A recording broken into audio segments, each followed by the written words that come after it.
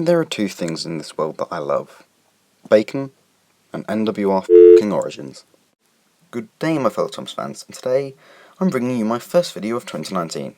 And yes, I'm covering the first season of T1E2H3's NWR Origins. I've covered some stuff from H3 before, check it out, and I praise his work a lot on that, but the ask history of that video is going to be nothing compared to this one, because I would honestly say that NWR Origins is my favourite thing to ever come out of the fandom. I'm not joking, I genuinely think that NWR Origins is simply fantastic.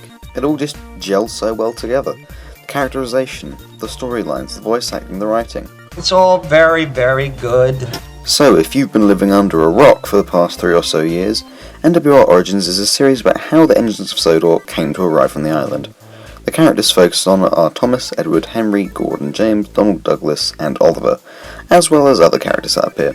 Now I don't know about y'all, but I want to get talking. This is NWR Origins Season 1. Let's start with the weakest and strongest episode. Personally, I think the only weak one is James's episode, Splendid Red. It's by no means a bad episode, none of them are. It's just this episode doesn't really seem to add anything to the original story.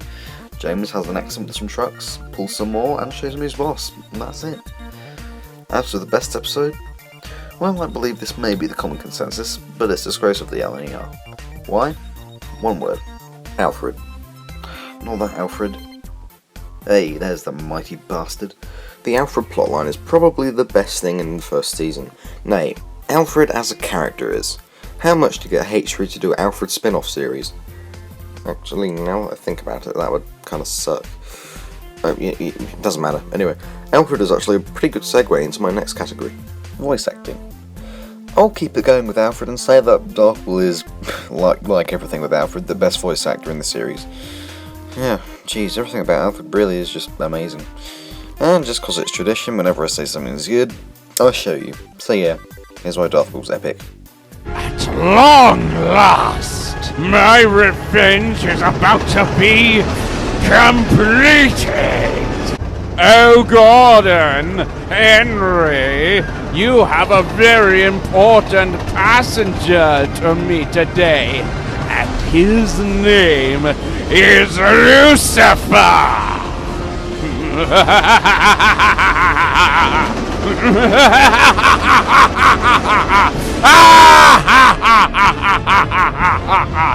And don't forget, well, spoiler alert.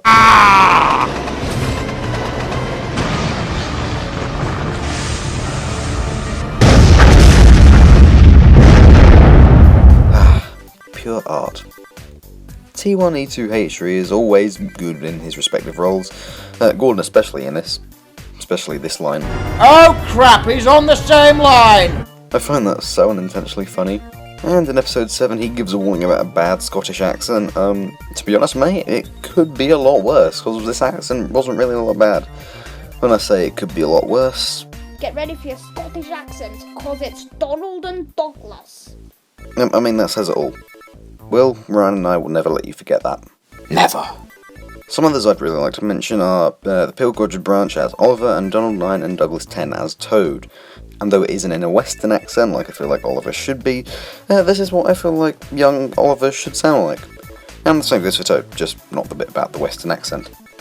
Now I'd like to talk about the characters that aren't Audrey created, and that aren't Alfred. One of the major players in the series' first half is Croven/87546, King of the Cogs. He's a crony of Alfred's until he explodes. Though in this series the character does seem pretty two-dimensional. He's just a bit arrogant and that's kind of it. But he does get more depth in one of H3's films, The Most Famous Engine, which you should check out.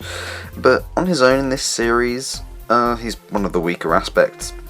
The same goes for Wallace, who really is just there because the series needs engines to help build the railway.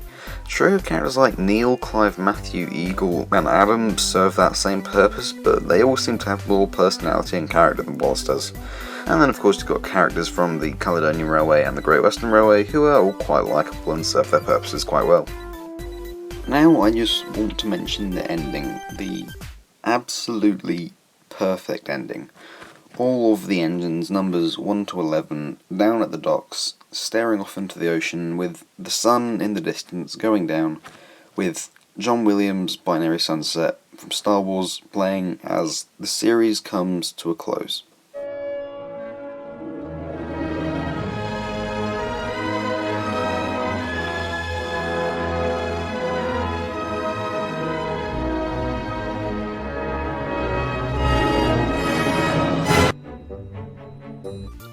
How perfect is that?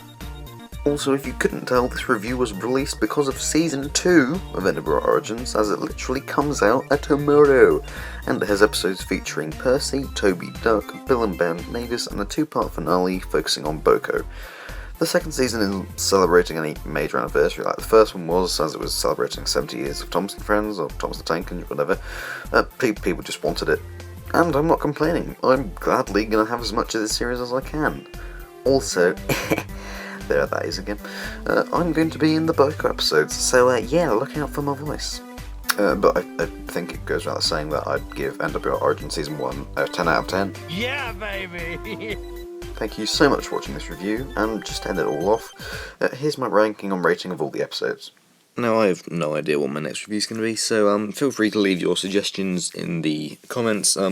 Maybe the episode will be a tie-in to an upcoming release, or maybe just one that I fancy doing.